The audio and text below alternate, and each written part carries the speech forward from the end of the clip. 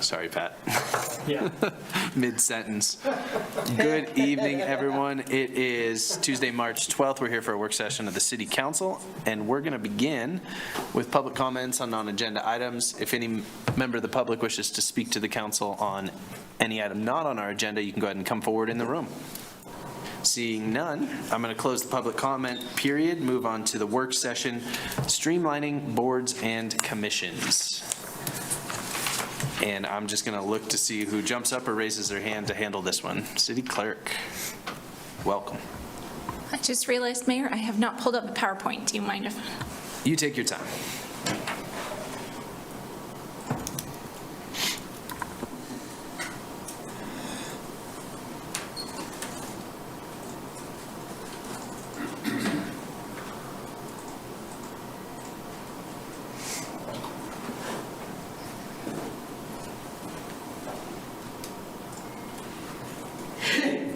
All right, thank you, Mayor and Council. So this evening, we'll just start out with kind of going through just an overview of the outside boards and commissions. So this is a list of 13 outside boards and commissions that we currently liaison to. These are the ones that have had official positions for council liaisons adopted. So the Albany County Recreation Board, Albany County Mental Health Board, Community Juvenile Services Board, LCCC, Albany County Campus Advisory Council, Laramie Chamber Business Alliance Beautification Committee, Laramie Chamber Business Alliance Economic Development Corporation, Albany County Transportation Authority, Laramie Public Art Coalition, Laramie Railroad Depot Association, Laramie Rifle Range Board, Laramie Town and Gown Association, Pilot Hill Project Committee, and the Wyoming Territorial Park Board. The next slide, I just tried to give you a little bit of information from the resolution. We're back. Oh, thank you. Our TVs are fritzing in chambers for those on Zoom. But this slide is just a copy of the resolution we adopted 2 years ago to set the council liaison positions. And some of those positions have been updated since then. So moving on from those, we gave you an overview of each of the boards and commissions in case you're not familiar with them. And we tried to give you the creation and purpose of each of the boards in case you're not familiar, kind of what the membership looks like and the years of service for each position and a contact person for each of those boards. Mayor, if you'd like, we can go through each individually, or we can just kind of summarize and move on. Yeah, I think we can just summarize and move on, and council can ask questions at the end. Okay. Or comments, I suppose, whatever they've got. Sounds good. So we have one slide for each of them. So the Albany County Recreation Board reviews all those projects that come in for the mill, so they can give recommendations, or allocate those funds and stuff. So our Parks, Tree, and Rec Advisory Board works with the Albany County Recreation Board in providing them their prioritization list and stuff. So just to give you a correlation between those two. The Albany County Mental Health Board is one that the City Council has been working with on mental health initiatives like the CARES. I can't remember what that position is called. But there's the city manager, you can help me out here, but the position that was created to help with the mental health calls that come into PD and Albany County Sheriff's Office and things like that. So that's kind of how this one plays into what you've currently adopted as goals and objectives for this year. Community Juvenile Services Board. They adopt a citywide juvenile service strategic plan and ensure the system of juvenile services employs certain specific practices. They identify, develop, implement, and enhance services for at-risk juveniles in Albany County aimed at achieving the purpose of Juvenile Services Board as outlined in the Juvenile Services Act. Then we have the LCCC, Albany County Campus Advisory Council. This council, all activity by the members of the council shall be undertaken by them in the advisory capacity only, is not a fiduciary or trustee of the campus or the college, so they provide recommendations similar to a lot of our advisory boards. We have the Laramie Chamber Business Alliance Beautification Committee. The mission of the Laramie Beautification Committee is to identify and facilitate beautification projects that will benefit economic development and enhance the quality of life in the city of Laramie and Albany County. This is an ex officio voting member, council liaison position. Then we have the Laramie Chamber Business Alliance Economic Development Corporation. That one's incorrect. It's Micah. Oh, it's Micah on that one. Vice Mayor was just saying that she's not the liaison on that board. It's Councilor Richardson. That is a non-voting liaison position.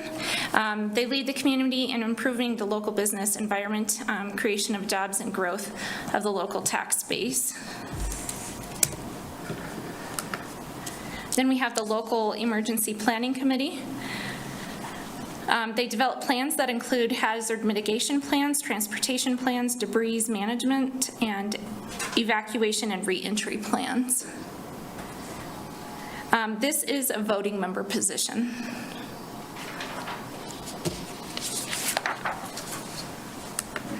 The Laramie Public Art Coalition.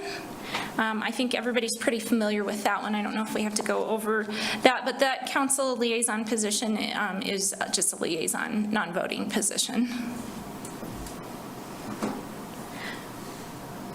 Laramie Railroad Depot Association. The primary objectives of the Laramie Depot Association and its board shall be to facilitate this mission through restoration, maintenance, preservation of the depot and its artifacts, development of compatible reuse of the depot to sustain it as a self-sufficient entity, including where possible interpretive exhibits that promote Laramie Railroad heritage, beautification of the depot property, to contribute to the historic Laramie, downtown Laramie streetscape. This is just a non-voting council liaison position on this board. The Laramie Rifle Range, they lease property from the city of Laramie, which is part of why we think that this liaison position exists. This is a non-voting liaison position, and just basically oversees the administration of the Laramie Rifle Range. Is that correct? Never been. Never been? Okay. That's my understanding. Nor will they respond to it. Oh, good to know.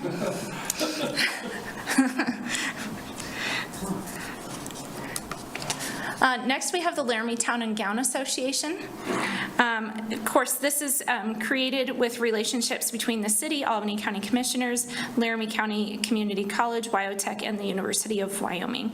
The ITGA provides a network of resources to assist community leaders, government staff, university officials, faculty, and students in collaborative efforts to improve relationships, services, programs, policies, and issues common to college towns, with the goal of creating an improved and efficient quality of life for all citizens and members of the university communities. This is a non-voting council liaison position.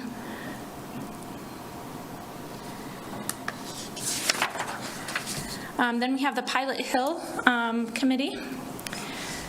This is a voting member according to the research that was done. Is that correct, City Mayor? Clerk, I don't vote on this board. You don't vote? Do not vote. Okay. So I apologize No problem. for that. We had a couple staff members working on that research. But I think you're all familiar with the development that's going on at Pilot Hill, so they're working on that project diligently. We do have some survey results that I'll share with you at the end. Pilot Hill was one that responded to the survey, just giving us their input on the quality that having a council liaison and a staff liaison provides to their committee at this time anyways. And then last but not least, we have the Wyoming Territorial Park Board. This is just a non-voting council liaison position. It's governed by state statutes and the Department of State Parks and Cultural Resources to plan, operate, and preserve the state historic site. So the last slide in your presentation, and I apologize that the quality didn't come through very well on this, but I sent a survey out to as many as I could get email addresses for these outside boards and commissions, and we asked them a few questions just to get a better understanding of the importance, how does this affect them, you know, having council liaisons. So we asked for the name of the board. Does your board or commission currently have a council liaison? We actually received 4 responses. You have 3 listed here, but I got another one today. And all 4 of them said, yes, they do have a council liaison. What's the role of your council liaison? Ranged from Pilot Hill, the liaison position provides updates to City Council on current events or projects for information purposes. The Laramie Beautification Committee says all of the above. The Laramie main, yeah? What's all the above mean? That's a great question, because there wasn't a drop-down selection, so. Okay, thank you. Laramie Main Street Alliance responded Laramie position, or the liaison position, provides updates to City Council on current events and projects for information purposes. The Laramie Public Art Coalition said they help us understand city priorities. Question 4, does your board or commission have a city staff liaison that attends the meetings? Pilot Hill said no. Beautification Committee said yes. Laramie Main Street said no. And Public Art Coalition said no. Do you find it helpful to have a council or staff liaison in attendance at your meetings? All 4 of them responded yes. The next question, if yes, what do you find helpful? Pilot Hill said important information provided, insights on conversations that are valuable to our growth and success. Laramie Beautification said active members who work on various duties of the committee. Laramie Main Street Alliance said open communication and feedback between partners. And Laramie Public Art Coalition said they provide insight on what is happening at a city level. Question 7 was, what methods of communication do you use now or would you like to use in the future to share information related to events that your organization is working on with City Council or city staff? Pilot Hill said generally information shared in person or via email. Laramie Beautification Committee said regularly attends meetings and is involved in the discussion of issues. Laramie Main Street said they left that question blank. And Laramie Public Art Coalition said that email, it would be awesome if council could have an informal session that allows for organizations to share what they've been working on. The Community Partner Grant offers that on a small scale, but every time I've presented it's been close to midnight, haha. So. Yeah. Question 8, would you like to continue to have a council liaison attend your meetings? All 4 said yes. Number 9, would you like to continue to have a staff liaison attend your meetings? Pilot Hill, NA, Laramie Beautification, and Laramie Main Street said yes. And Laramie Public Art Coalition said, we would love to have a staff member join our board. I think having someone from Parks and Recreation would be great. I've talked a little bit about this with Jody Guerin and think a Parks staffer would be a good fit. And the last question here, any additional information you want to share related to the city council or staff liaisons and their roles with your organization? Pilot Hill shared, this liaison position may not be needed after Pilot Hill is fully established and permanent management model is in place. However, at the early stage of the project's development and growth, the city council liaison is very beneficial as a voice for the city's perspective and in sharing critical information with the Pilot Hill board and management. Laramie Beautification Committee skipped that question.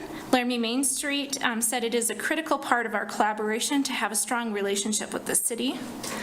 And the Laramie Public Art Coalition didn't have a response to that one either. So we did the survey in response to our November work session. Council had brought up a few concerns. They wanted to know, like, are these boards wanting to continue having a council liaison? And so hopefully that provides you a little bit more information on that. I know the city manager had some additional information she wanted to share with you as well. Thank you, City Clerk. City Manager, the floor is yours. Thank you so much. Council, can you hear me? Okay. Yeah, it's quite loud, but I think we can get that turned down, and you can go ahead. Okay. While the clerk is adjusting the volume, Nancy, I also had sent to you by email the material I was going to cover for this evening. So if you don't mind juggling a little bit. And Council, I can kind of get started by giving you a quick overview while Nancy pulls that up. Nancy looked at your outside boards and has just covered that with you. And by outside, I mean boards that are not creatures or creations of city council or city government. By contrast, I looked at boards that are, in fact, creatures of the city, created by the city council over various periods of time, from literally last week when you took up first reading on a potential new board, going back to decades, and some of our oldest boards and commissions actually having been in place now for probably 40 or 50 years. Nancy will pull up the memo that I sent you, but I'll let you know I looked at each one of the boards, and I would only like this evening to go over the ones that I'm going to make a recommendation about a potential change for. So we will send you the entire memo, but if Nancy just wants to scroll through this so you can read along, I'll be hitting the highlights, which are the highlighted, yellow highlighted areas of the memo. So I'll start first with the Board of Health. Board of Health is a creation authorized in statute, typically for counties, as I looked at that statute, but it does not forbid cities from having a Board of Health. It's established in Municipal Code in Title 15. The bylaws are available at the link there. And what I would suggest here is that there may be a possibility, Council, as you consider streamlining boards and commissions, that we could combine the Board of Health or possibly even eliminate it due to lack of agenda items for a substantial period of time. That should read substantial, not substantiated. I'll point out here, staff have been talking for the last couple of years about maybe how to more effectively use the time of these citizen volunteers that you've appointed. I think there is potential there, but in terms of potential to use them, I should say, or qualify as an advisory body. In terms of whether they fulfill any actual legal obligations of the city, that is not the case. Really, this body is advisory in nature. When you look at the title of Board of Health, I do want to throw this out there, though. They have a potential to really provide advice on a host of things, and I think that we really recognize that coming off of the pandemic. While the city does not have an official role to play in terms of public health management, and we know that, having been now through the pandemic, we do get involved in environmental health in a very limited capacity, looking at tattoo parlors, restaurants, and also at piercing shops. And there would also be the potential for the Board of Health to maybe advise more broadly on general matters pertaining to public health, such as air quality. But currently, there is no specific charge for them to do those things. They just have a very general purview, and maybe the generality of that means that the board can fall into a place of aimlessness, I guess. So I think there's a lot of potential with the Board of Health here. I know a few council members are really keenly interested in the Board of Health and its potential. I think the overriding message I would leave you with is I believe the Board of Health has been very underutilized and may be unnecessary going forward. And I'll stop there in case you have any questions. Otherwise, Mayor, I'll just move to the next item, which is Youth Council. City Manager, I think without objection from the council, you can just cruise through these and then maybe we'll go through each section, being sort of what the city clerk presented first, and then we'll be back to you for comments. Okay, very good. Through these. Thank you, Mayor. So next is the Youth Council. And in general, I think the Youth Council has been fairly successful. In speaking with the city clerk, though, it is apparent that we don't have really consistent interest or applicants from year to year. We've had as few as 3 and up to 15. It's been our practice, as the Youth Council has been sort of in its infancy, just getting its feet under it for the last 4 or 5 years, that we accept pretty much everybody that comes to the table. But a year ago, we did have only 3 applications and really not enough members to mount a proper, program of activity for them for the year. So what I would recommend here is not any major changes, but that just you as the governing body consider if there are programmatic changes that maybe the city could make to improve the engagement with the members and their participation.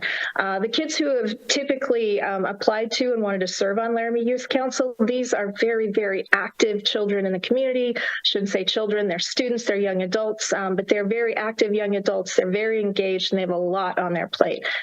So I think if we could somehow streamline the program and make that use of their time more efficient for them, I think there could be benefit there.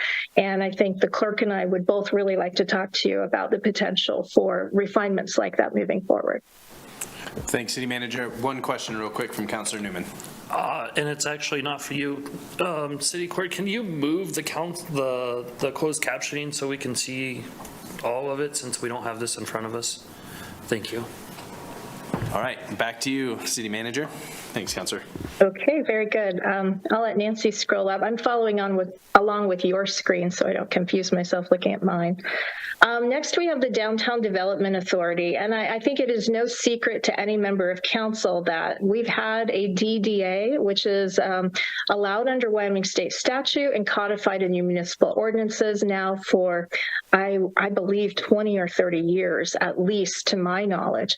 In that time, the DDA has never fulfilled what is really its primary purpose under statute, which is to act as a board to collect property taxes and have a plan for spending those taxes in the downtown district.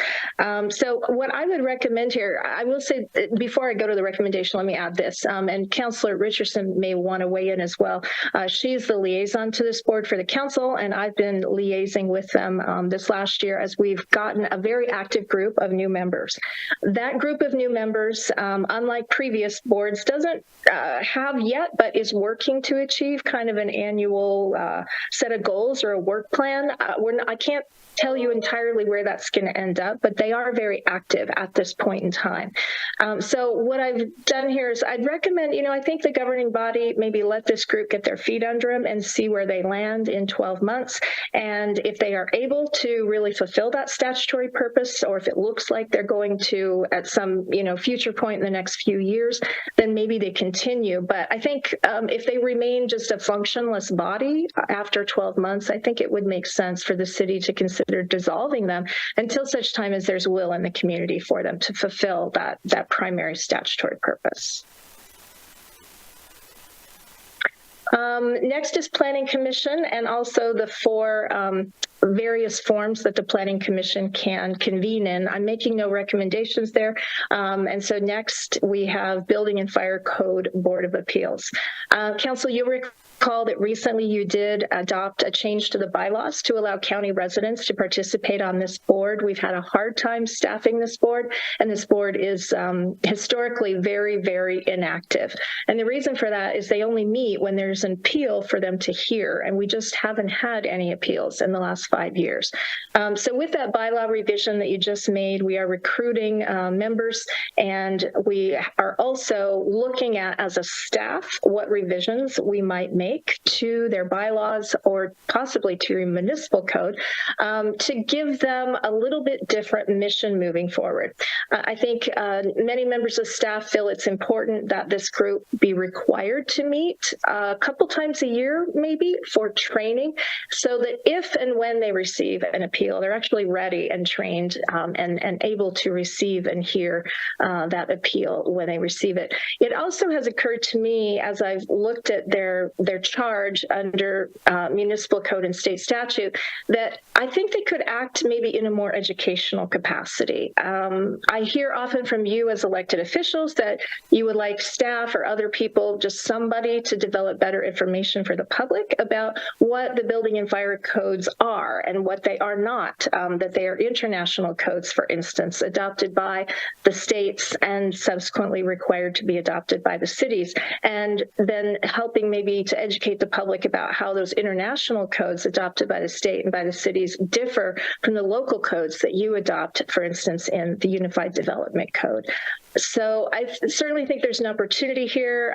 If we were to engage them or give them that kind of charge, they couldn't act purely as an appeals board, but I think that it would make sense for us to look at modifying and really widening their scope of responsibilities.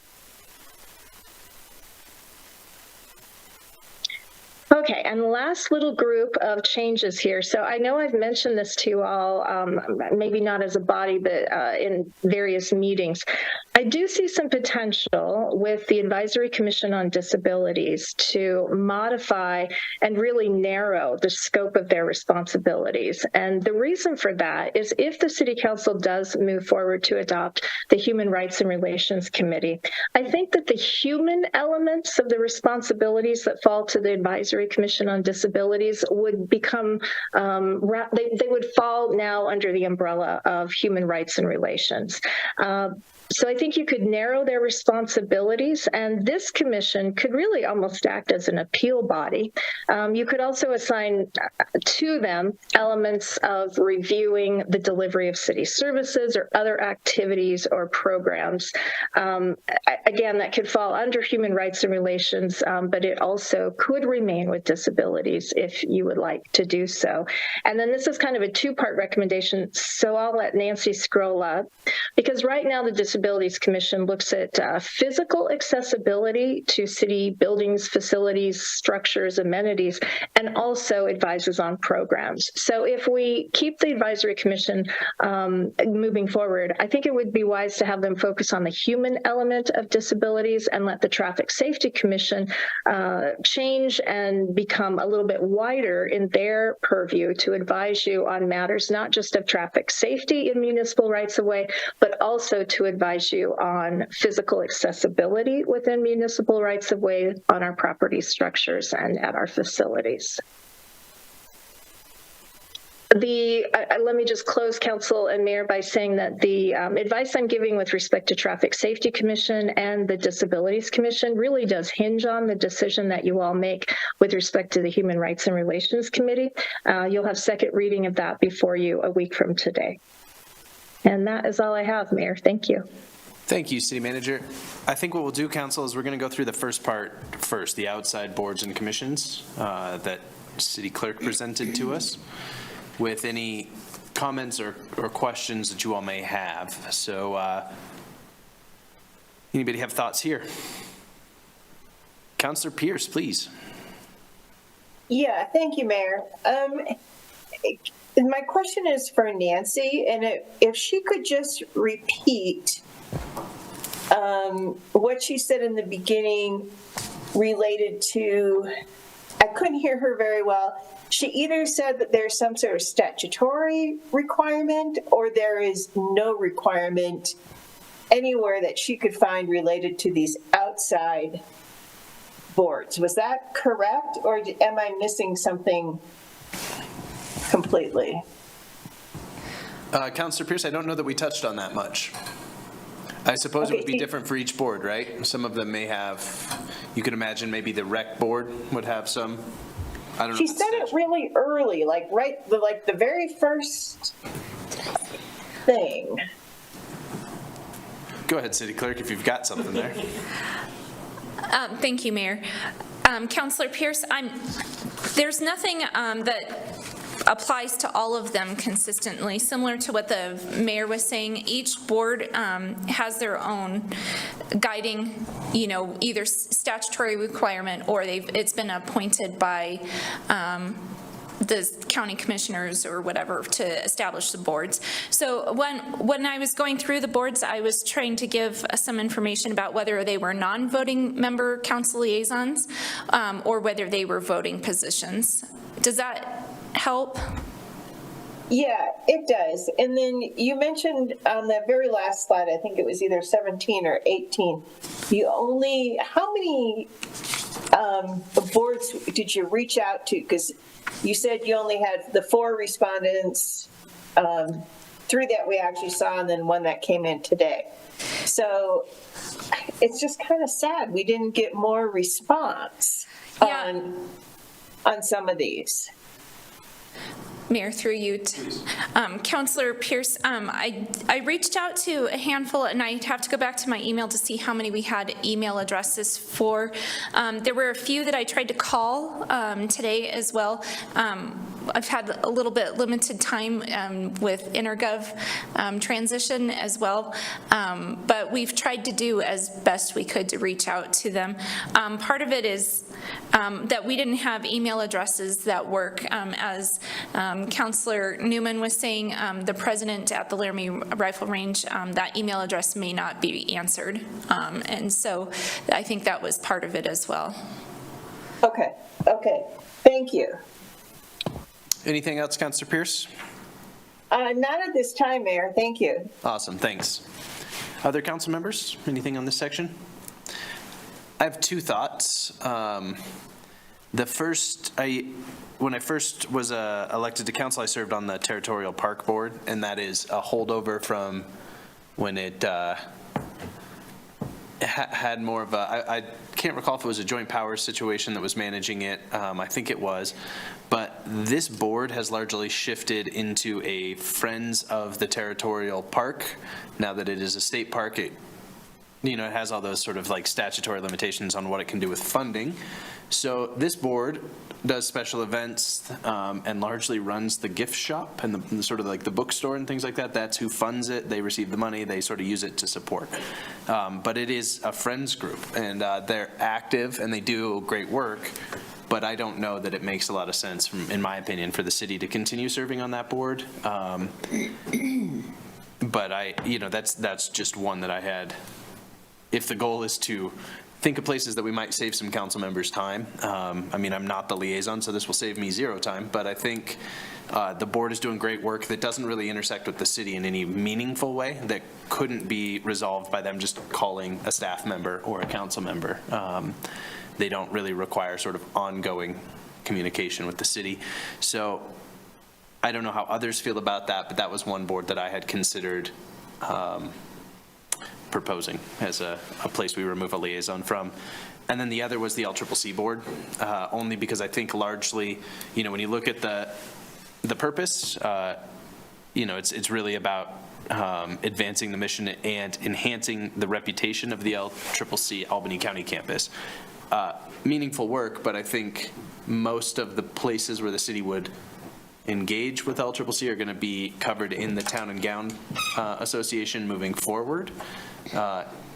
And so I just don't know that as we move into that, I know that this is a board formed by LCCC, so they have asked us to serve. So I'm not saying we have to say no to that, but it's, again, if we're looking for places to save time, this one is sort of duplicated elsewhere, I think.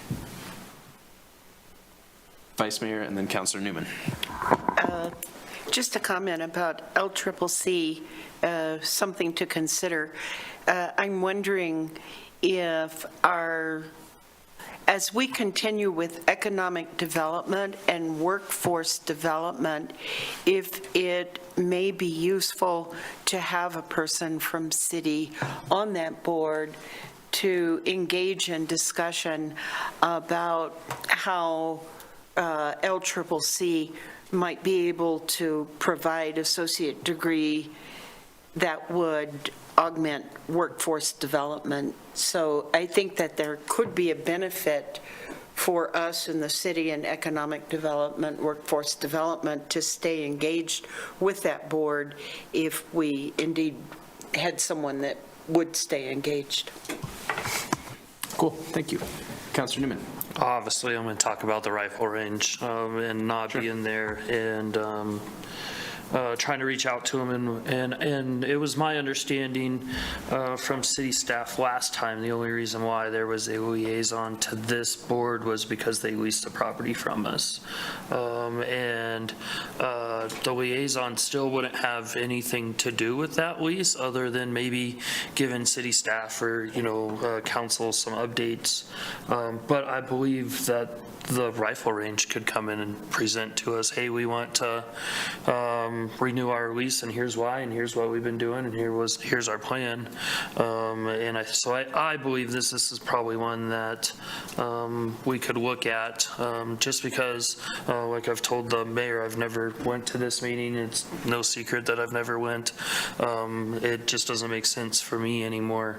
And I've reached out to him to try to get updates, and I don't get any responses back.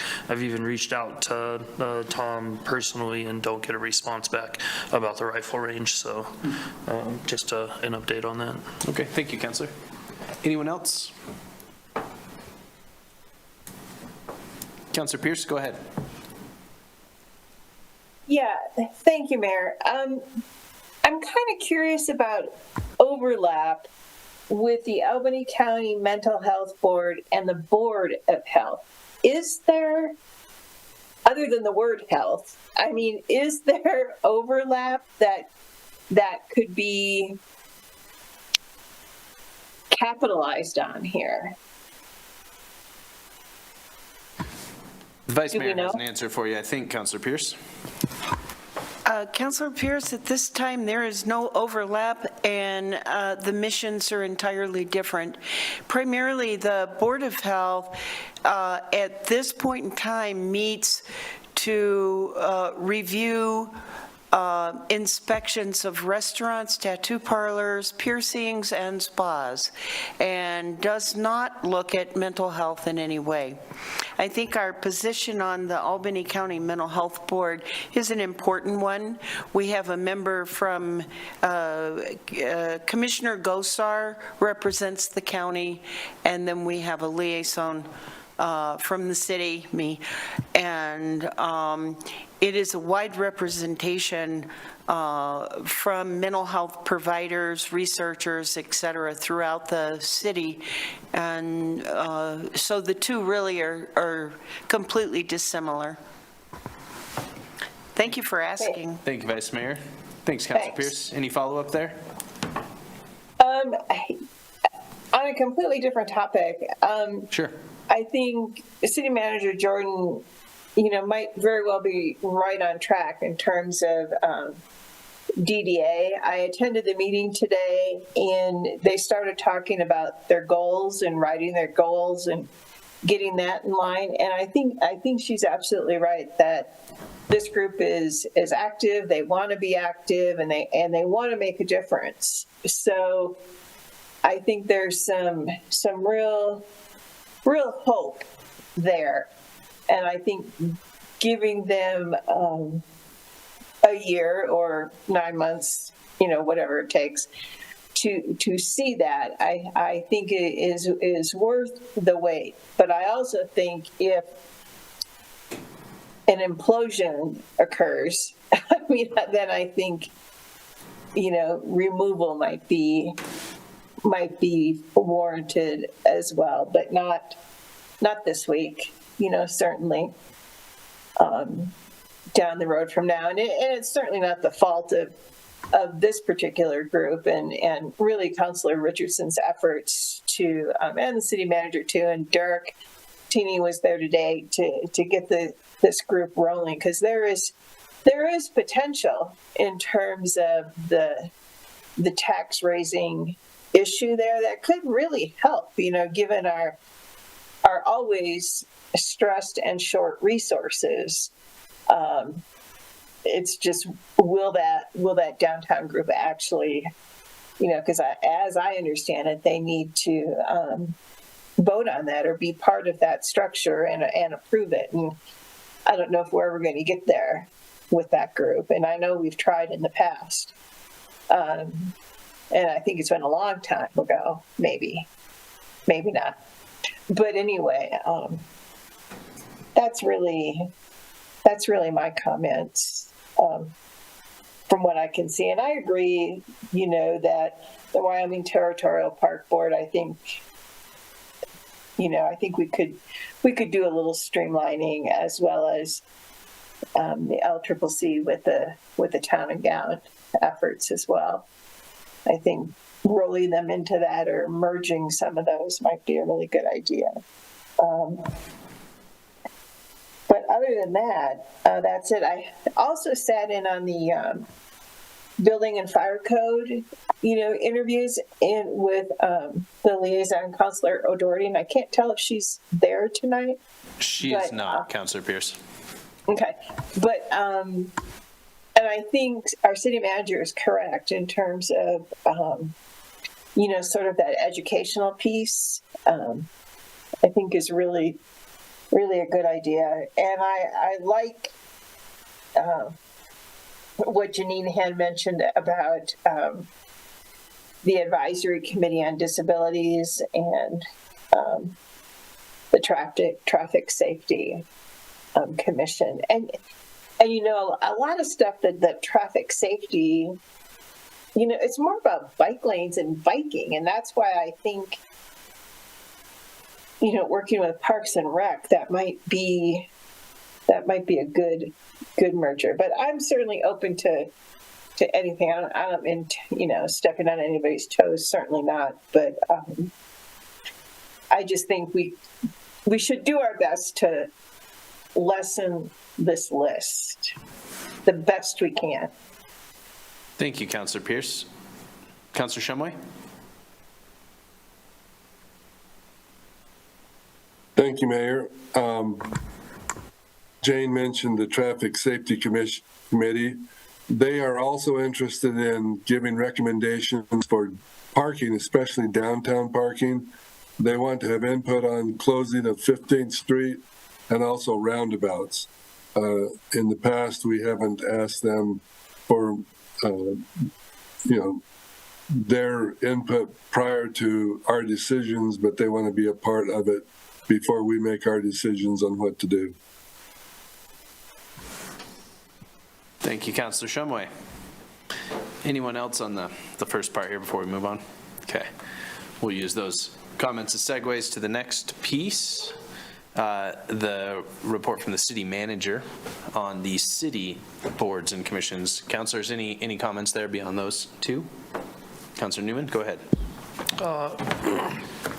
I love the youth council, and I would like to have more talk about getting some more people involved, and I'll bring that up at the end of the meeting for like a work session or something. I have an overall just thought that hit me.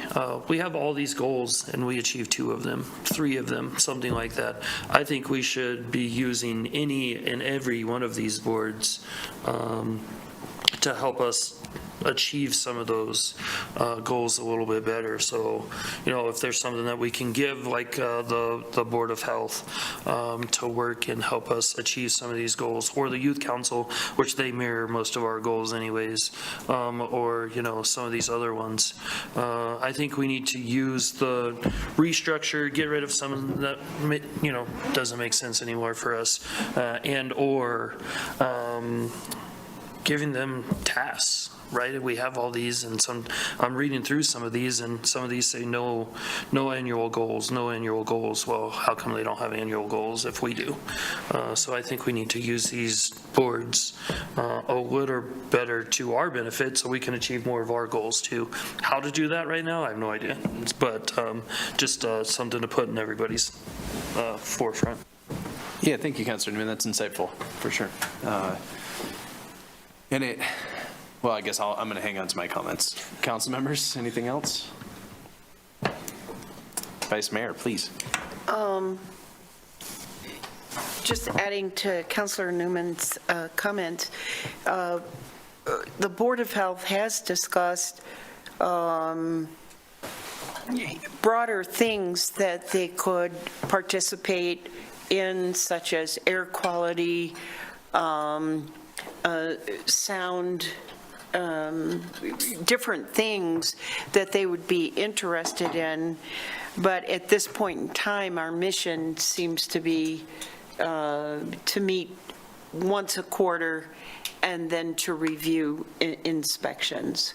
There was one time that they affixed their name to the investigation of the West Side wells so that it didn't seem, like it was coming as a directive from the city, but that we were more concerned about the health of the wells. And so in response to Councilor Newman, I do think that they would be interested in considering expanded function. But then we would have to consider how that juxtaposes with the county and public health. So.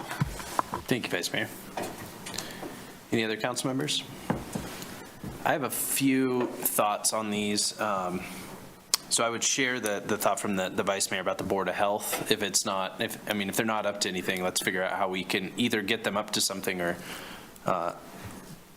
or relieve them of the time commitment. If they're just reviewing things that happened 3 months ago, that's not a great use of their time. And to Councilor Pierce's point about the DDA, I think I was in a lot of conversations with Councilor Richardson, who isn't here this evening, but I won't speak for her, but at one point in the last year, I thought, well, we should just get rid of this. It seems like a mess, but have been persuaded by Councilor Richardson and Councilor Pierce that we should give them a chance. I think this is the group that's going to do it. If somebody's going to try to get this, realize this tax opportunity, it will be this group, and they seem really interested in it and energetic. So I think full steam ahead for those folks, and we'll revisit it. If it doesn't work, we can revisit it, and they obviously serve in that other role as the Economic Vitality Committee for Laramie Main Street as well. So they're already pulling double duty, and if they're not going to fully use one of them, then we should relieve them at least of the open meetings requirements and things like that are part of being a DDA. I have sort of similar feelings on the Building and Fire Code board. I think I will be interested to see if the council chooses to adopt this change to allow more county residents, if we can fill up the board and see what they want to work on. But it occurred to me, we had a lengthy conversation about dumpsters in the downtown that revolved a lot around fire code, and it was sufficient for the council to hear from our professional staff in this world to get that feedback. We did not receive any report from, the folks on the Board of Appeals, we could deem as at least somewhat of subject matter experts. But we had no recommendation from them. And I know that happened sort of quickly. They probably didn't meet in that period of time for several reasons. We didn't hear from them. But it feels like an opportunity for them to engage. But in a similar way that I feel about the Traffic Commission, if there are going to be professional standards, that there is just a rule that says this sort of dumpster needs to be here, then I'm not sure it's meaningful for them to weigh in, to spend their time bringing a proposal to the council, going through all the motions to say, do this, and then the staff, professional staff from the city is going to say, but there are rules, so you really kind of need to go over here, or else you have liability. And so I don't know what to do with that, the building and fire code appeals board, but obviously I think having that appeals process seems important, but I'm just not sure how to expand their role. I just don't want to give them busy work, is I guess what I would say as a thought. If they don't meet and they just train and then they're there ready to go when we have an appeal needed, maybe that's sufficient. It's not great, but maybe it's sufficient. And then the last one I have, and sorry for just talking at everyone, is I've been thinking about the Traffic Commission a lot. I was the liaison for a minute. And have watched a few things. I mean, I think most of the counselors who've been here for some time recall the 4th and Clark real treat of a situation that we all went through that involved the Traffic Commission. And then, we all just went through that, the speed limit conversation recently. And in much the same way that I was speaking about the Building and Fire Code Board, there is professional standards. And so when something is proposed by the Traffic Commission, it just dies when it meets the professional standards book. And to me, that feels like a disservice to the members of the board who put time in to bring us a presentation. And then, not ascribing any motive here or anything like that, but staff just said no, right? And then the proposal we got was, you can do it, but here's all the sort of the reasons not to, that are outlined in a book.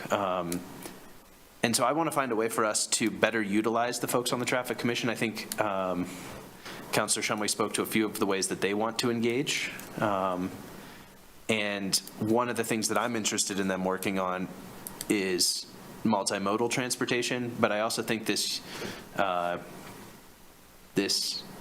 opportunity to expand into some sort of more accessible transportation might be a good fit as well. I mean, they should be a board of transportation experts. I just think it gets clumsy when we try to put them in a place where they're technically advising the council, but they're sort of advising the engineers, and they're sort of like in between that situation in kind of a no man's land. And that doesn't feel like a good spot to be in. It's obviously not served the board well to be in that spot. We reformed the board at one point because of them finding themselves in that spot, and I'm not sure we got where we needed to go with those reformations. And so I have some sort of strong opinions about the Traffic Commission, but I would like us to have a really serious conversation about what else they can do, because I don't think our mission for them now is working. And then I just want to be clear that this is not me grandstanding about 25-mile-an-hour speed limits. That can be sort of separate from this, but I think if we needed a board that was going to tell us if we were going to take that recommendation to have sharrows instead of sort of like full flushed out bike boulevards, it seems like a great group to advise us on where these pathways should be, these sharrows should happen.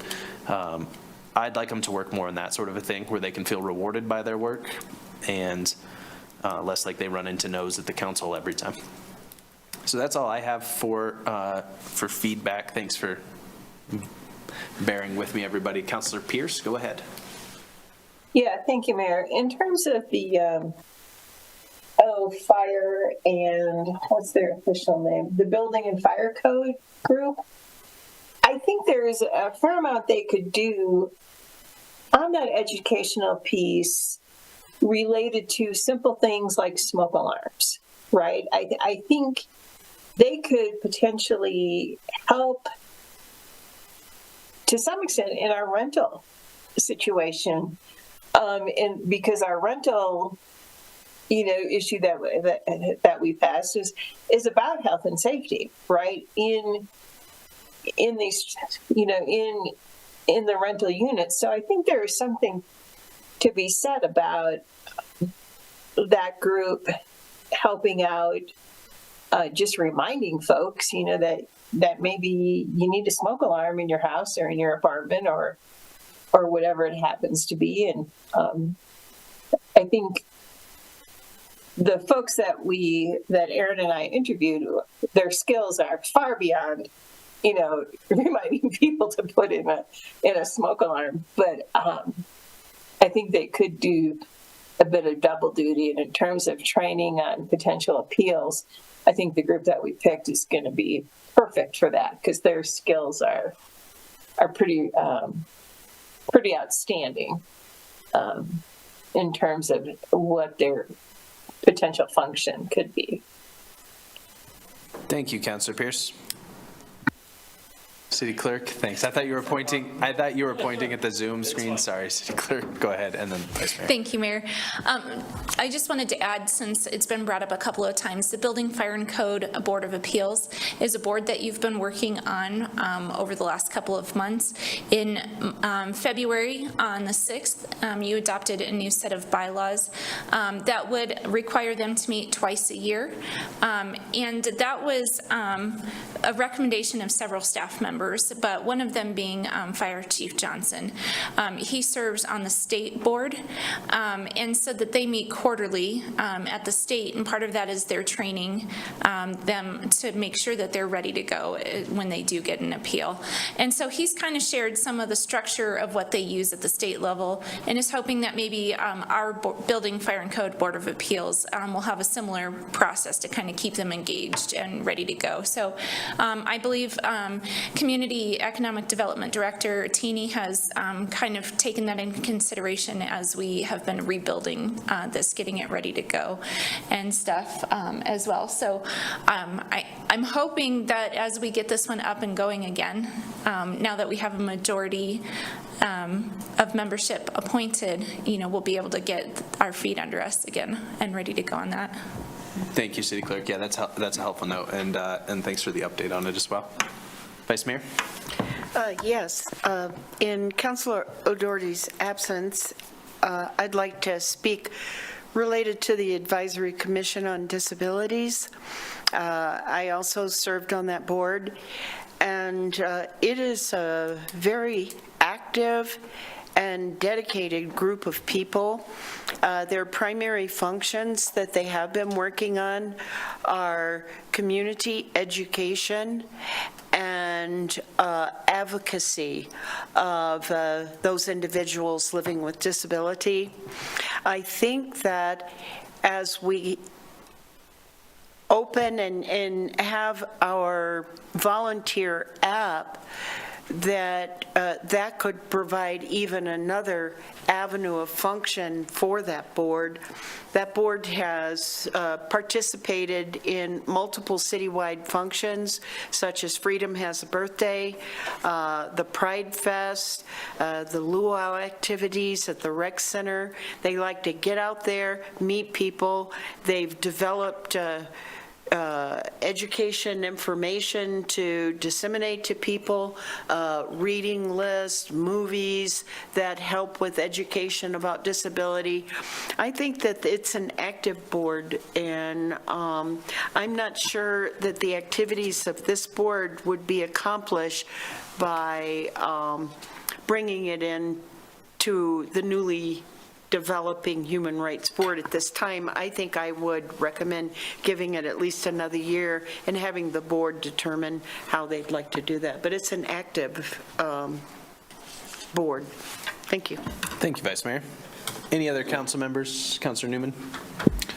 Serving on that board, I would like to just say the same thing. They were very active, and this was one of the boards that I had a thought of like giving them a task and doing it for us, because they are super active with whether it's meetings or emails, phone calls. I think I would mirror the Vice Mayor's concerns on getting rid of it or shifting it to, if we vote on the human rights, let's see how the human rights goes, and then a year or something, like some of the other boards that were recommended, giving them a year.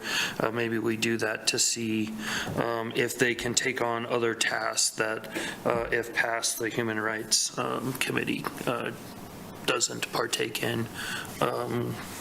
It's my thoughts. Appreciate that. Thanks, Councilor Newman. Any others? All right. We'll go to the public on this. If there's any member of the public wishing to speak to this work session, go ahead and raise your hand on Zoom or come forward in the room.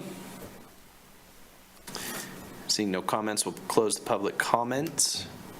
And council members, just a last shot, and staff, I suppose, too, if you have any closing thoughts before we close. Okay. City manager, city clerk, thank you both. We will close that work session. We're going to move on to our second work session, community survey results. City manager, I think I have you down for leading this off. Sure, happy to, Mayor. We should have on the call this evening representatives from Zen City, and I do see Brandon is waiting there. Zen City will be presenting the results of our most recent survey period, which is concluded at the end of December of 2023, and the look back will be looking and comparing results from the previous year. So, Brandon, I will let you take it from here. Thank you, City Manager. Brandon, welcome. Thanks for being here. Yeah, thank you for having me. It's a pleasure to be with Mayor, Council, City Manager. Let me get my screen shared to make sure that everybody can see. We've got you. Perfect.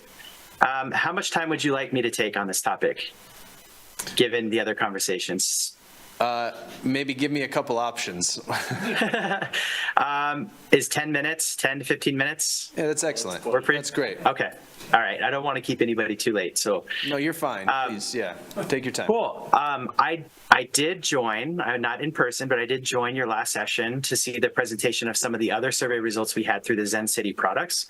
This community survey is a product we partner with the city of Laramie to do an ongoing survey, and the results of that survey is presented on a biannual basis.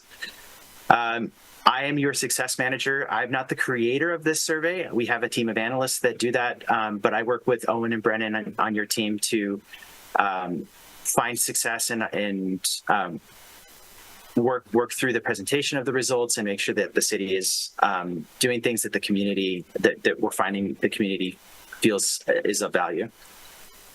The community survey, again, is a reoccurring survey that never stops running. It's distributed via digital advertising and is aimed at trying to understand the sentiment of various topics throughout the city directly from your residents.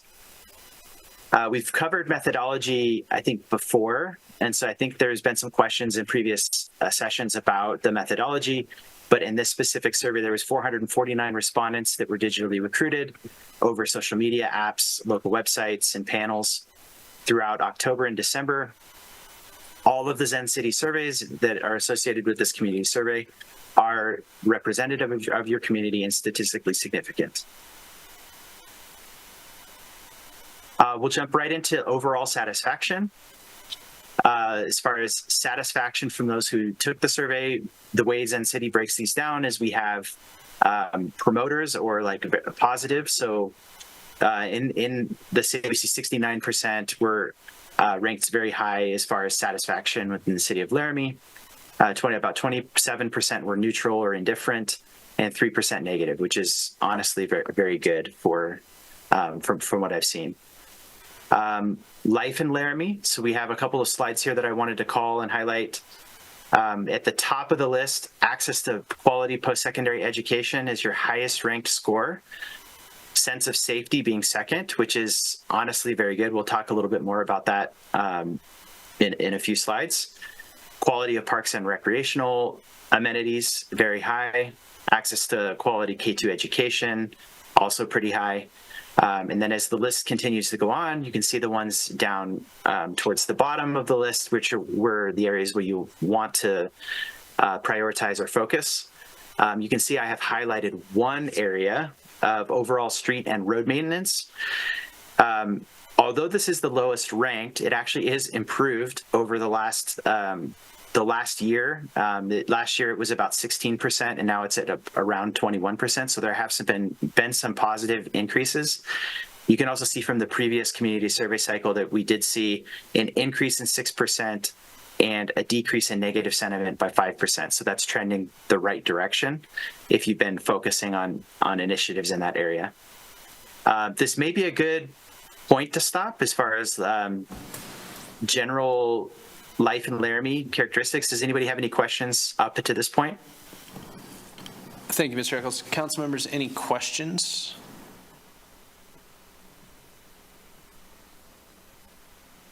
Okay. Do you have, I Okay. had one quick question for you. What is the sort of, I guess I don't know what the term is. I know there is a term for this, but I can't think of it. Sort of like the margin of error for the, sort of like if you see a negative or it has dropped by 1%, is that meaningful or is that just sort of like? Yeah. So all of the surveys are statistically significant, meaning that we look at your census information and we get enough responses to make sure that we can make it statistically significant. So each percentage swing is relevant. Back to methodology, I don't know if it mentions like margin of error. I think that you want to give a percentage or two, but if you see a swing of 16, 17, 18%, even in this case, a 6% increase and a 5% decrease, it is pretty significant. Hopefully that answers the question. It does. Thank you. All right, back to you. Perfect. As far as additional things that I wanted to call out from the 34-page report for this presentation, these ratings residents gave. These parts of life showed connection to like the overall satisfaction. So these were the parts that may have had the biggest connection when the survey team created this report. Is maintaining access to quality post-secondary education had a pretty high weighting for some of the results here. And then as far as things to focus on, overall cleanliness and maintenance of residential neighborhoods was one that came to the surface this time during the weighting of this survey. I did want to call out two things, both of which are above the survey in April of 2023, which is a year ago. So both scores are higher. And also call out that cleanliness and maintenance was the topic of area. Cleanliness and maintenance was the current call out, whereas the sense of community was the previous annual cycle's top priority. Sorry, it took me a second to read my own note there. As far as community benchmarking, this is one of the important parts of the community survey because we compare you to your cohorts and then we also compare you to national averages. I mentioned that I would call out sense of safety again. Sense of safety is above average, above national and cohort benchmarking. And again, my comment here is that this is a great score. Many cities struggle in this area. Many cities have this as a primary focus or a goal of something to improve. So the city of Laramie is doing really well as far as sense of sentiment of safety. And the area to try to improve on here that was kind of surfaced is under benchmarked on waste and recycling services. It's kind of a call out. So I'm not sure if there's been any mention of that anywhere else. Everything else is largely on par with national and cohort scores. This might be also another opportunity for questions if there's any questions specific to benchmarking. Council members, any questions? All right, I think we're set. Back to you. Okay, I want to mention as far as free text responses, anytime we're distributing this survey, we're receiving a flow of inbound open text responses. One of the open text questions is, what are you happy with in the city of Laramie? And one of the questions is, what are the things you'd most like to change about life in Laramie? Inside of the Zen City product and platform, these we have logic that categorizes some of those comments based off of what is mentioned in them. The leading topics I've added here to the left, so housing, road safety, public transportation, employment are the most trending things that are being discussed. I've given a couple examples of open text comments here that pertain to road safety. And just want to call out that there are things in here that may be actionable and may even be presented to the boards or commissions that you were discussing earlier. One example here, 4th Street needs stoplights. Another large grocery store, fixing the potholes and city streets. And there's a lot of wear and tear and maintenance for everybody's autos. Thank you. So those are the types of things that you can see come through the Zen City survey. Public transportation, another topic, just pulling in a couple of comments for public visibility. Much better paratransit bus services other than the University of Wyoming. So again, some call outs on areas for public transportation improvements. public buses on the north side of Laramie would be beneficial. So these are the types of things that you'll kind of see come through that might be actionable for your other commissions. And then as part of the report, we pull in word clouds of what people love, what people want changed. You can see there's a lot of call outs on economic development, more restaurants, more shopping, options for shopping, road improvements, and what people love is a small town feel, people, the university, the mountain. So it kind of gives you a really high level idea of what is popular and what is not popular in the city. Last call out for me, as I get towards the end, is a rotating survey section. So the city has the opportunity to pick questions that they feel will be of interest or benefit to other initiatives and things you're working on. As far as this cycle, we had whether or not residents agree that the city's Laramie city government should be directly involved in the development of expanding housing options for middle income workers and low income participants. 50% or 57% support, and another good portion of kind of neutral or indifferent sentiment associated with this, with what I consider to be a smaller pool of people who would have negative sentiment towards this option. The other open text question you had to do with police services. So 51% of residents agree that Laramie Police Department works with the community members to solve problems. Again, that doesn't mean that the other 50% doesn't believe this is happening, because there's a pretty significant indifferent pool here. So I would consider this, the majority of the people believe that the police department is working to solve problems. 50% or 51% are just high promoters of that sentiment. Next would be 57% of residents agree that Laramie Police treats people with dignity and respect. Again, that doesn't mean that the other percentage does not feel that way. It just means that 57% are high promoters, and there's another indifferent pool. The actual negative sentiment in this area is relatively low, considering the overall sentiment here. Any questions on any of that content that I had just covered? Yeah, thank you, Mr. Eccles. Council members, any questions? I didn't time you, but that was very efficient, and it's appreciated. I had pared down 34 pages to what you saw today. So there is a full report, and if anybody needs the full report, the city manager has it. So it was a pleasure to be with you today. Thank you, Mr. Eccles. We appreciate you taking time to be here. Mayor? Anytime. Hold on, we got one question, Councilor Gabriel. Brandon, thank you for the report. I would just comment that since the university is under construction and we have so many poor roads around UW, that we're not going to see any kind of improvement in that one on roads, because so many people use the roads around the university, and they're not going to get repaired until we get the dorms and the law school and all that other stuff constructed. And so I think we're going to see this problem with the survey on roads kind of negative for a while. But other than that, I think it's very positive. You talk about safety and the police. One question about when you mentioned on the response with city police, you said it was like 57% approve, I believe it was, and then there's another categories underneath that. What would that be? Indifferent. Are you asking what the question options were? Yeah, well, you said that it's not necessarily, people that there's 57% agree that the police department treats people with dignity and respect. What is the underlying percentage, and what does that entail? Because you said it's not all negative.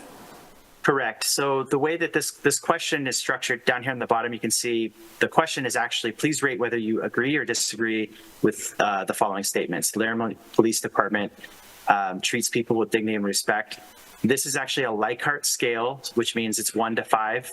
So the options that are presented would be highly agree, agree, kind of like indifferent, or disagree or strongly disagree.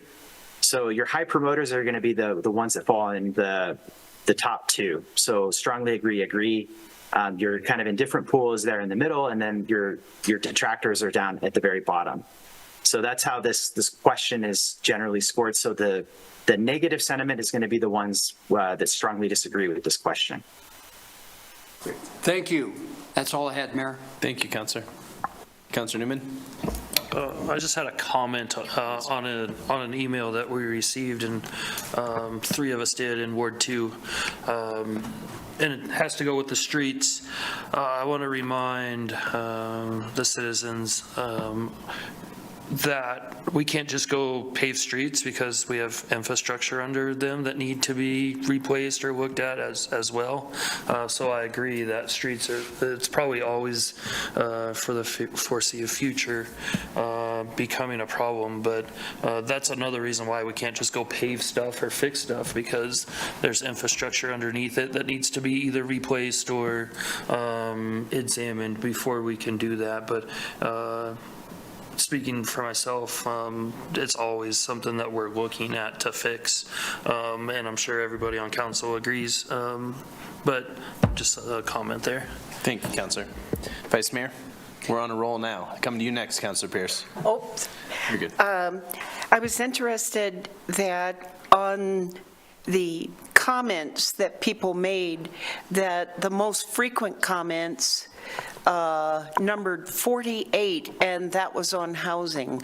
So I will be interested in reading the report, if I can get a copy of that, and seeing the types of comments that were made. The other thing that I noticed, I was a little surprised by, that 44% felt accepted by the community, and I'm wondering if any comments were made that might elucidate that lower score. Yeah, I can speak to that a little bit. Let me share that slide for you again, so we're talking about the same thing. So you're talking about the life in Laramie. There's a section here of acceptance of residents of all backgrounds. Correct. 44% positive, with 31% with kind of like a neutral sentiment here. 25% would be your detractors or the negative scores on that section. The other important part of this too, and I don't know if I actually included this in the slide, is the demographic makeup of the respondents. So usually when we get these questions, you'll also see some of the associated demographics associated with those who took the survey.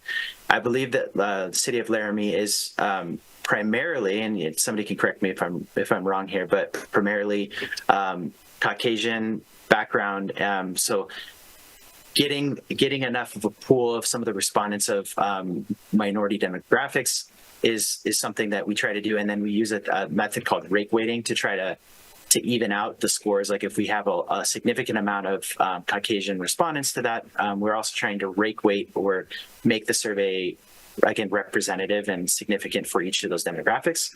So I do feel that response there of 44% is pretty accurate. Inside of the Zen City tool, when it comes to the open text questions, you do have the ability to search for things that might pertain to that.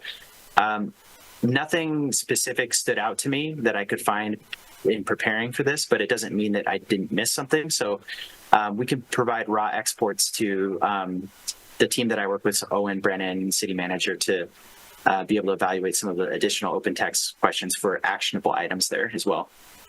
Thank you very much, Brandon. You're welcome. Councillor Pierce. Yeah, thank you, Mayor.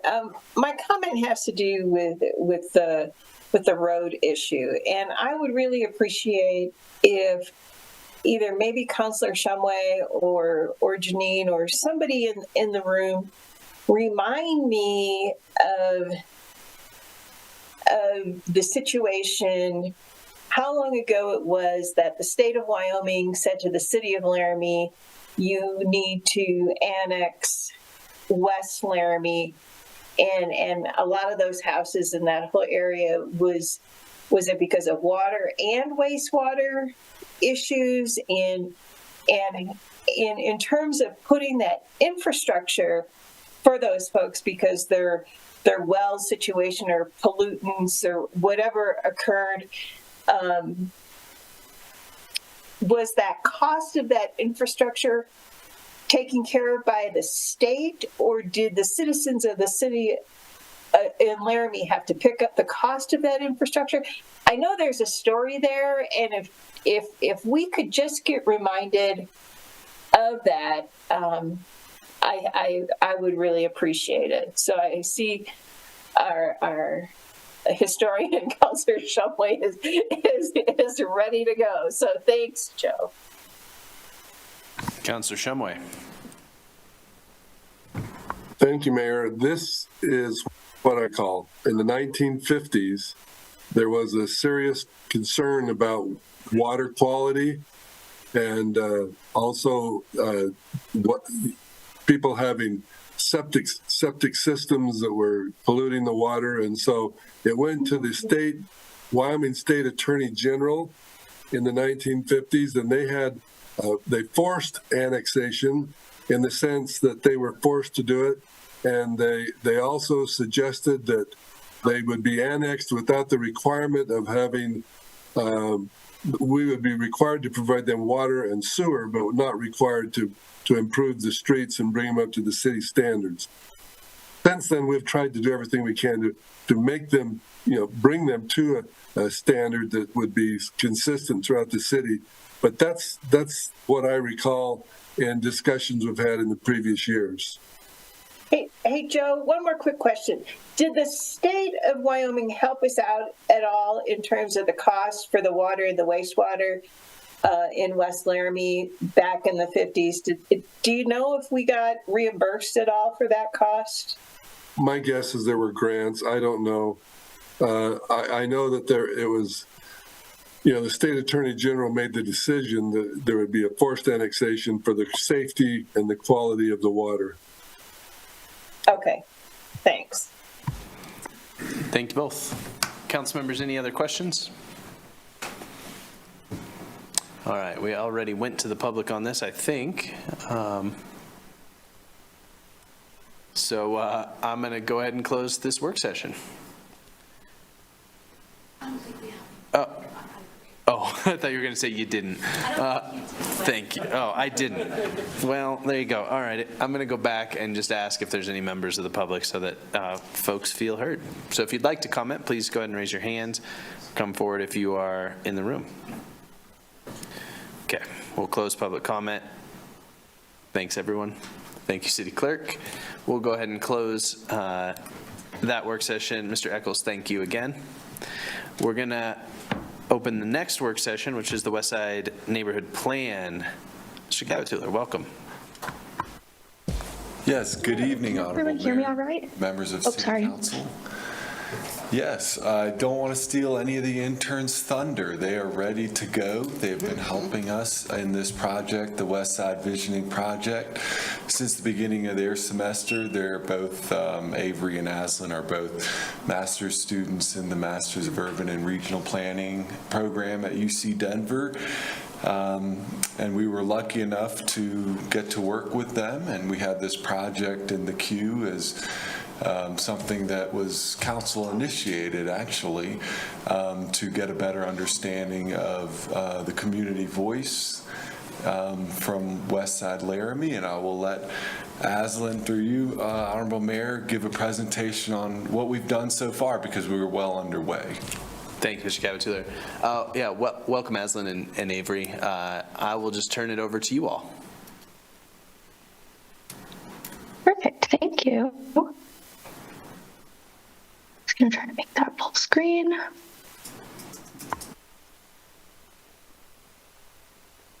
Okay, perfect. Let me know if there's any issues with seeing the screen. So yeah, as Philip mentioned, we're here to talk about West Side Vision Study. Very apt that we're following a survey of the whole of the city of Laramie, since this is kind of a really focused study of a particular neighborhood. So basically, the intention of the West Side Vision Study is to use engagement activities with residents to provide a roadmap for the future of the neighborhood. Previously, we've really only heard from residents in response to development projects or a specific brownfield site EPA grant. And so this is intended to kind of give a proactive, broad brush analysis of what folks really want for their neighborhood. So as Philip mentioned, we are capstone students, so this is our final project at the University of Colorado, Denver. I'm Aslan. We're both in our final semester, and I just wanted to give you a quick background on kind of what I was up to before grad school. I have been a land use planner and historic preservation planner. I was previously working in Savannah, Georgia before I went back to school, and then I was in Michigan for a little before that. So I've kind of been all over the place, but I was really drawn to this project in particular because I'm really passionate about community engagement and talking with folks. And I will let Avery give a brief overview about himself. Hi, Council. Thank you for having us tonight. Yeah, I'm Avery, also in my final semester of the graduate program. My professional experience, I'm from Missouri originally, and there I worked for a council of governments, which is just a regional planning entity, and there I helped create comprehensive and transportation plans mostly for small rural communities. Now that I live in Denver, I currently work for the city of Lakewood, where I work in the current development department, where I field permits and zoning verifications and all that kind of stuff for upcoming housing developments, all that sort of thing for the city. Cool. Thanks, Avery. So I just wanted to give you all a perspective of exactly where we're engaging for this study. Specifically, we're looking obviously from the river to the railroad for the boundaries of the west side, but we're really focusing our engagement on the residential portion. That's also where all of any in-person meetings are happening. And then we are engaging with folks that live beyond the borders of the west side, but when we speak with them, we're specifically talking about these boundaries. There we go. So we have 5 main ways that we have been using to engage with residents. The first one is a community hotline, and you'll notice that these each have a black and a gray check mark. All that does is to show that the black check mark is we're kind of targeting residents or stakeholders with that engagement, but naturally other people come to us and want a one-on-one interview or take the survey. So the community hotline is a live phone number. It's open Mondays and Fridays for anyone to call us with questions or feedback. So far, it's been mostly residents who have given us a call, just with questions about what the process is. And to give us a little bit of feedback, we're also having stakeholder meetings, and this is intended to reach folks that influence the West Side, but maybe necessarily don't live there. So this is, economic development, engineers, Laramie River Conservation District, folks like that. We also have a website, an online survey. The website just gives updates about the project, and then the survey allows folks to answer some questions, and it also gives us some demographic information. And then we have 2 in-person engagement activities, and those are our visioning meetings and pop-up engagements. So the visioning meetings are more of a traditional sit-down meeting. You can see one that we had in the photo here, and those are happening at the Lincoln Community Center, which is central in the West Side. And then pop-up engagements are when we're able to join an existing event. So far, we've been working to join a tax prep session. And this is a way that we can kind of perhaps catch some people that we normally wouldn't be able to talk to. So what we've heard so far, we've had 1 visioning event with about 56 attendees. We've had 6 stakeholder interviews, and we will be finishing up stakeholder interviews probably by the end of March, and we have several more scheduled until that time. And then we have an online survey that we have 32 responses to so far. Many of these are unique responses. Some of them are double ups from folks that we saw at the visioning session, but many people said they were grateful to have an online option to respond to us. So I wanted to give everyone a brief overview of what we've heard. Like the previous presentation, we do have a more in-depth document that we use to report back to residents about what we heard at the visioning meeting. So I'm just going to try to keep it brief. But first, we focused on what folks loved about their community. And so mainly what we heard and what rose to the surface was the walkability, the connectivity, access to high-quality green spaces. And then a big one was the history, affordability, and unique small-scale homes in their neighborhood. And there was a big sense of pride in the West Side, particularly when it came to this aspect of their community, as well as with their social cohesion in their neighbors and its history. So building on what they loved, we asked what they wanted to see improved and protected. And so we'll first go through what they wanted to see improved. And particularly when it comes to existing amenities like the footbridge or Optimist Park or the Greenway, they noted that they would like to see some more, sidewalks and protective crosswalks that allow them to get between those spaces. And then while there were a lot of comments that they loved the safety of the neighborhood and how it kind of felt like an island, that there were some roads that have no stop signs and could use some speed reduction tactics to help folks, slow down and make sure that it's safe. And then we also heard that there's pretty big flooding issues that is affecting quality of life in the neighborhood currently, and that there is some interest in cleaning up the neighborhood, specifically as it relates to a couple of the Union Pacific properties that are along the border. Currently, neighbors have kind of tried to clean it up, and it's not gone so well. So next, we talked about what they wanted to see protected, and a lot of this revolved around the concept of the character of the neighborhood, and this kind of broke down into a couple different versions of what that character is. And so many residents said they wanted to protect the small scale and the authentic and unique architecture of the homes. And so some indicated that a historic district overlay would be the best way to do this. Others brought up that there should be protections against teardowns and lot combinations to make it harder for people to come in and kind of tear down a home and put up a much, much bigger one. Others brought up ideas for enforcing lower heights and density in their neighborhood to help keep homes small and affordable as they always have been. And then some also discussed neighbor-led marketing. And I think essentially what they meant by this was the ability to make it clear to a developer or whoever else, if and when new housing comes in, what would actually fit into the neighborhood and what would be compatible.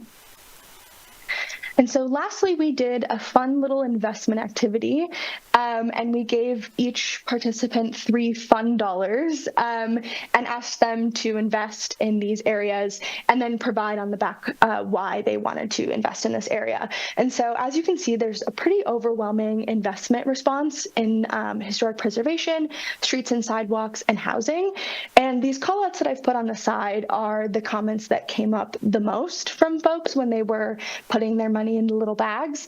And so they definitely wanted to see a protection of the homes, as we've talked about, a preserving of the affordability and ensuring compatible future development, sidewalk improvements and flooding issues, and then also educational resources for homeowners.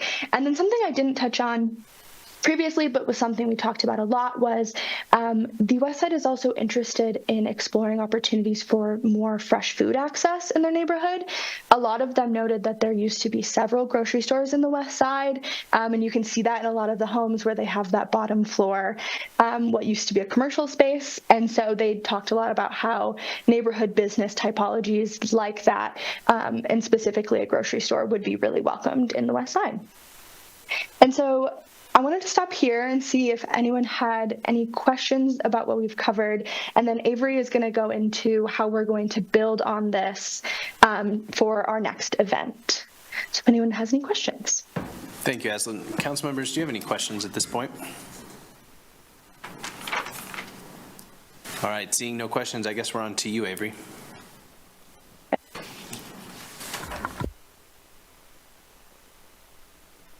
Avery, you are muted. All right, my bad. Thank you all. So what's next for our West Side Visioning Project? The next thing is another visioning session or open house, where our first visioning session was a more traditional come and sit down and we'll hear everyone's voices. This one is a more of a come as you please, interact with us, trying to feel out what people actually want based on the feedback that we got. So in order to do that more effectively, we're creating different scenarios based on the feedback that we got from residents, like those historic preservation and wayfinding things, and along with other types of things. And to go into those a little bit more, we are planning on having 5 different tables. Aslan and myself will be manning a table along with the help of the planning department, and we'll be covering things like different types of zoning ordinances and what single family would look like in the West Side, what would happen if a historic preservation overlay district happened, and what kind of effects would that have on both new development and current development. What new types of housing would fit the perceived character of the West Side? What is an affordable housing preservation ordinance, and what would it do to help the current residents? And then lastly, what if code enforcement were to come and sort of more strongly enforce cleaned up yards and repairs to buildings and things like that? All 5 of these scenarios are based off of things that we heard in our first visioning session, and also things that we've heard throughout our other types of engagement, like the survey and our stakeholder interviews. So to give you an example, we have prepared a few slides based off what housing would fit the character of the West Side best. Currently, zoning in the West Side allows for multifamily development that could be a few stories. So showing them options of what could happen currently in their community. And also, council, please feel free to chime in and interact. Showing them different options of what multifamily housing could look like in their community based off the feedback that we want, that we got, I should say. We heard a lot about not being opposed to multifamily, but they want it to be to scale with the current neighborhood and the current buildings that are there. So this is more of an extreme example of what could go in today before any sort of zoning or anything happens after that. And the next slide, please, Aslan. Sort of evolving in a downscale. We had more dense multifamily development. Now we have sort of middle density with quadplexes and duplexes and sort of a college village sort of feel. Just kind of trying to figure out, is it really the density of a building that is kind of deterring people from wanting new development, or making them cautious about new development in the West Side, or is it a design and scale aspect? So trying to pin that down by showing them photos of different types of housing all throughout the spectrum, just to really sort of nail down their wants and their needs. And this is the traditional single family, different types of homes, different styles, different yard sizes and lot sizes. We've heard a lot about them wanting to maintain the current character, and the current character is eclectic buildings that have been there for many, many years, and small lots. So showing them what a newer development could look like in their community, along with medium to larger sized lots. So now this is how you can be updated. We have, as Aslan had mentioned previously, the West Side website homepage, where you can see all sorts of updates and keep tabs on where we're at in our process. And then also the full report of the February 20th meeting that we had, where we go into greater depth about what we heard and how that has guided the next direction of this project. Aside from the visioning session, we'll also be trying to do pop-up events, as Aslan had mentioned earlier, with the tax prep sessions that have been happening at the Lincoln Community Center. Since we are in Denver, it's a little bit more difficult for us to get up there and be in a physical space with them and engage with them face to face. So we're really trying to create opportunities for large groups to come and engage with us, and also, engage with people in their own space at their own times. In addition to all of our online sources where they can engage as they please. So thank you so much. The number that you see there is our community hotline, and then Aslan's Eyes City's emails. Are there any questions? Thank you, Avery. Council members, do you have any questions? Councilor Gabriel, please. Thanks, Mayor. Just going back to cleaning up the neighborhood, I was wondering, either one of you can answer this. That's so important for for the neighborhood community, and it was mentioned about the UP area. Can you tell me that or expand a little bit about what happened there? I think it was mentioned that the communication or the cooperation hasn't been that good. Yes, that was something we heard from residents, that they have tried to get in contact with UP, and it's been kind of a stalemate. And then the other issue is that a lot of that soil is quite contaminated. And so I know that some neighbors have tried to plant things there anyways, and they have died. So I know there's interest in perhaps raised gardens and stuff like that, but I know it's a little more permanent. So they're trying to see if we can get in contact with Union Pacific at all. And have you had any success with contact with UP, for instance? No, sir. We contacted them. Yeah, we tried for our stakeholder interviews because we were interested in seeing, their role with the neighborhood, and we have not heard back from them. Thank you. Thank you, Councilmember. And was that question, was it framed in a way that was more geared towards Councilor Gabriel's question about sort of like Union Pacific lands and those larger tracts, or was it, I had sort of heard that as like, my neighbors need to cut their weeds? It was both. So we had some specific comments about the UP property, and then we had just general comments about, wishing there was some more cleanups throughout the neighborhood. Okay, great. Thank you. Councilor Pierce? Yeah, thank you, Mayor. I just want to thank these two incredibly bright young people for putting on this and being part of this, and for our planning folks, whoever found them, because this is really good. I attended one of the events in the afternoon and really was so appreciative of the West Side neighbors, in the neighborhood, to just come out and be frank, and the exchange that occurred was really, really important and enlightening, and so thank you for that, and staff for getting this organized, because it was really nice. The one thing that I will comment on is the issue of flooding, and what I thought I heard when I was there was not sort of flooding that generally occurs when we have a big rain, but sort of a new issue of flooding. And I'm wondering if did you hear that too? And is there an opportunity to kind of drill down on that a little more? And the reason I'm kind of curious if I heard it right was, we've got this stormwater drainage study kind of happening now, and it would be nice if we could, balance those two somehow, or compare what's being heard and what was found. So did you guys hear new flooding issues, or was that just me, being on the far end of the room? No, I don't think so. People had mentioned that they thought that there has been an uptick in their flooding, especially after there have been improvements on Cedar. But, of course, without there being a study, that's all speculation. But no, you were correct that people have indicated that flooding has gotten worse in recent years.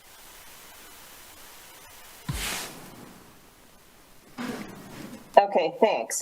I'm glad you heard it the same way too. So maybe that will come to light in that stormwater issue, or maybe not, so it'll just be interesting to see if we get some overlap or not, because I was really surprised to hear that.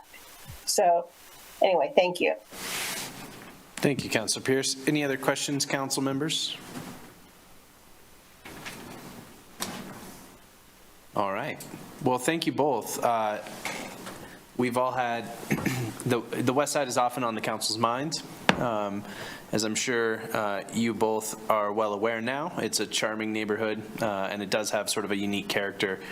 And I think we all share an interest in trying to figure out what that is. And as the city develops, how to, ensure that part of it stays. Because we all assume development will happen.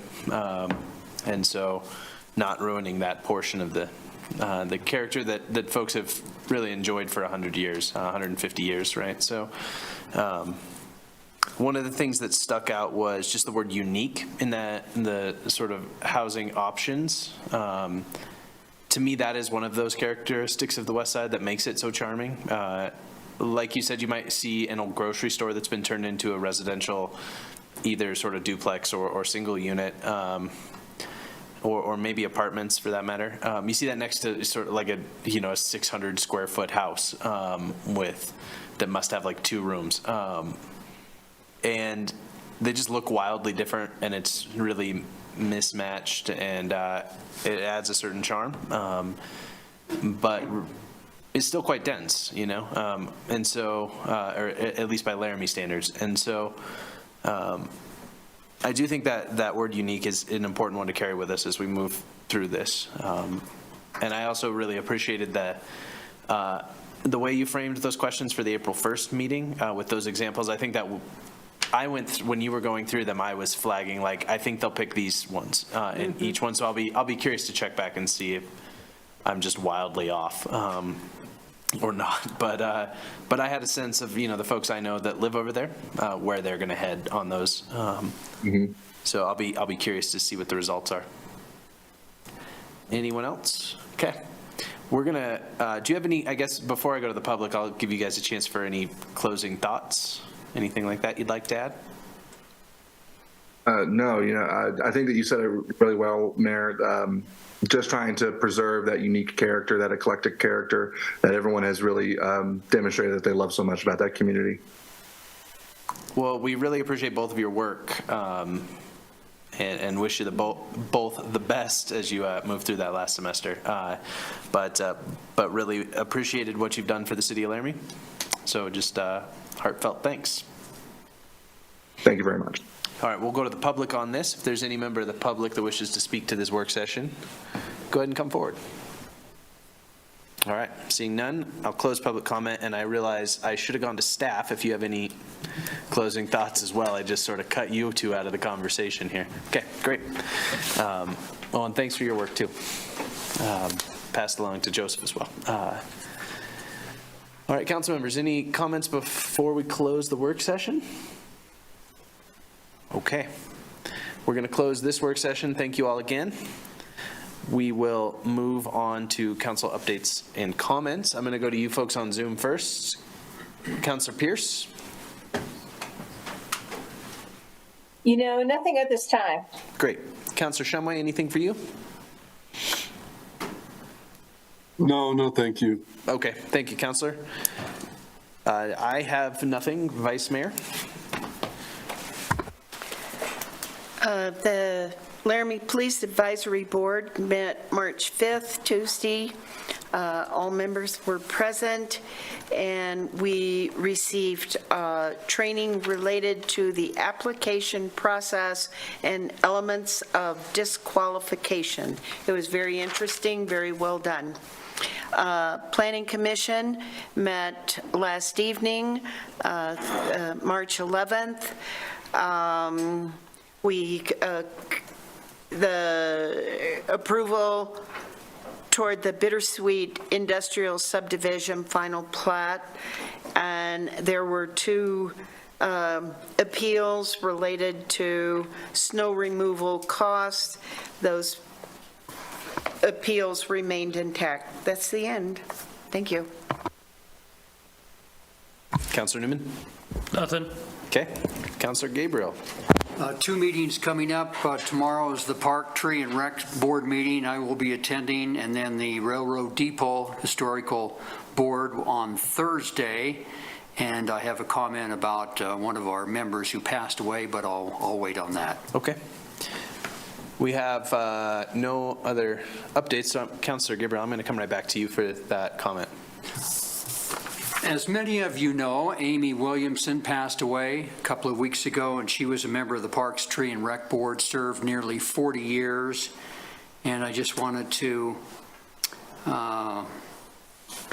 talk a little bit about her contribution to the city of Laramie and Albany County. She was on the Albany County Historical Preservation Board and did so much for cats and dogs in our community, and just did an overwhelming great job for so many different organizations. And she passed, and I'm told there will be a service for Amy in May sometime. Thank you. Thank you, Councillor Gabriel. Yeah, we all got that news, and awful to hear. So thank you for taking a little time to share that. Any other comments, council members? Okay. We have a brief agenda to review, and then we can all get on our way.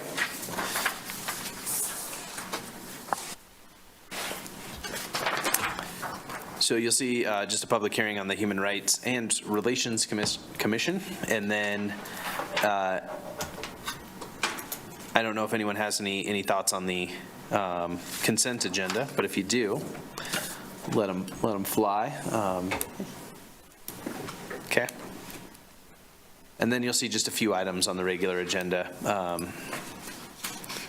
that we have discussed previously. That 41T3 well, to save you all the phone call with the same question that I had.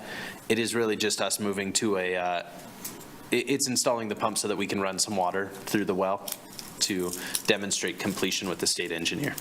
It does not connect it to the water system at this point, though we will have that coming at some point in the near future. And then the only other thing we've heard before, other than the police vehicles. Any questions, council members? Any thoughts? Okay. Well, thank you all. Joe, enjoy the rest of your trip. Thank you for being there. All right, everybody, we are adjourned.